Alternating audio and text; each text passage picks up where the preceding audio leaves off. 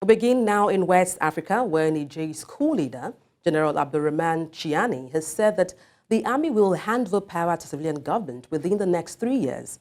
He said these after a meeting of delegation of West African leaders and warned that any attack on the country would not be a walk in the park for those involved. Coup leader gave no detail on the planned transition of power, saying only the principles for the move would be decided within 30 days at a dialogue to be hosted by the ruling military. He announced that a period of 30 days is for the national dialogue to draw up concrete proposals to lay the foundation of a new constitution alive. Délai de 30 jours. Nigériennes, Nigériens, mes chers compatriotes, de la Guinée et du Mali, les forces de défense et de sécurité du Niger ne se déroberont pas. Que nous allons trouver, j'en suis convaincu, les solutions adoptées à tous les défis qui se posent. Dans ce cadre, les forces vives qui y seront conviées s'attelleront dans un délai de 30 jours à formuler des propositions concrètes devant conduire 1. À définir les principes fondamentaux devant régir notre transition. 2. À définir la priorité de la transition dont la durée ne saurait aller au-delà de 3 ans. En somme, ni le Conseil national pour la sauvegarde de la patrie, ni le peuple nigérien ne veulent d'une guerre et demeurent ouverts au dialogue. Mais qu'on nous comprenne bien, si une agression devait être entreprise contre nous, elle ne sera pas la promenade de santé à laquelle... And now joining me live from Niamey, the capital of the Republic of Niger, to discuss these further is Amadou Gare. He is a journalist, security and politics specialist. He joins us now to talk about this. Let me go straight to you, Amadou. Now, firstly, tell us what's the atmosphere like in Niger now that the coup, the leader of the coup has agreed to transition to civilian rule in the next 3 years. What's the atmosphere like?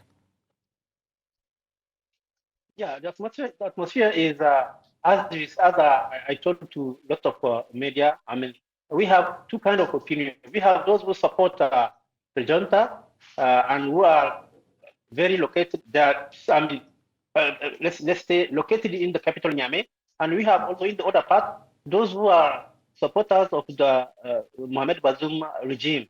So we have the two kinds of opinion, but most of the supporters are located in the capital Niamey. So actually, currently we are just, I mean, let's get discussing about the last speech of the head of the junta yesterday.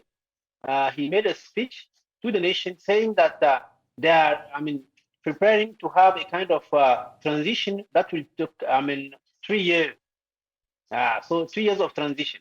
So, I mean, this information is making people reacting negatively because people were supposed, I mean, they were waiting to have, let's say, a kind of transition that will be, let's say, 1 year, because as you know, we have ECOWAS delegation currently in Niamey. They are here after the meeting of ECOWAS Army Chief of Staff. So they were here in my country to discuss with the junta members to see the way to go out of the crisis, to see the way in which we can solve the problem and make the restoration of the power of Mohamed Bazoum. So while people are waiting to have results about the ECOWAS mission in Niamey, we had this speech yesterday night saying that the transition will take, let's say, 3 years. So this is, most of people consider it as an insult to the ECOWAS delegation, which is currently in Niamey. Now, you mentioned there seemed to be a divide, so to speak, in terms of those supporting the junta and then those supporting the ousted president. In your own assessment, which divide would you say is much more in terms of clamoring for either the junta or the ousted president? I cannot, to be honest, I cannot say who is with the junta, who is not, in terms of, let's say, scale. I cannot say that, but what I can say is that the capital, I mean, we have, let's say, around 1 million or 2 million people in the capital. So, and the capital is the, let's say, the stronghold of, let's say, opposition party in Niger. So we have most of the people living in the capital who support the junta. But if you check the 8 other regions of Niger, we cannot say that the situation is the same. We have people who, they have some people who support them, but this is not the same situation as in the capital. But in terms of scale, I cannot say that, let's say, 90% of people support the junta. But in my opinion, I think that most of people do not support the junta. But those who are located in the capital, most of them support the junta. Now, Amadou, let's talk about what the president said as Tchiani. He mentioned that it won't be a walk in the park to attack Niger. Let me look at Nigerians themselves. How are they reacting or gearing up in an attempt of a war breaking out in Niger? What's the atmosphere like? Yeah, the atmosphere is a kind of atmosphere of fear, because most of people are afraid of, let's say, the case in which we have ECOWAS forces, let's say, striking some targets in the capital. So they are afraid. But we have also those who support the junta who says that Niger can face every kind of army, that they will have support of from the support from Mali and from Burkina Faso.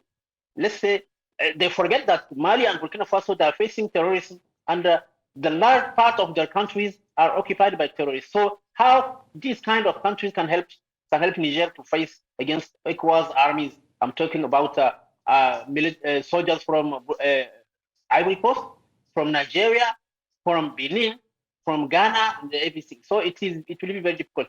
So I mean, the first atmosphere that we have in the capital is in the country is the atmosphere of fear, really, because despite the fact that ECOWAS is about to let's say to launch a raid on the junta, we have also the economical situation of the country, which is very difficult.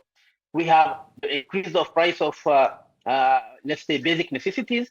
We have the lack of cash in banks. We have also let's say having civilians in the country who at some intersections of the city, they are trying to set up a kind of a security. All right, thank you, Amadou Gari. That's the most. Thank you, Amadou Gari. That's the most we can take right now. Thank you for your contribution.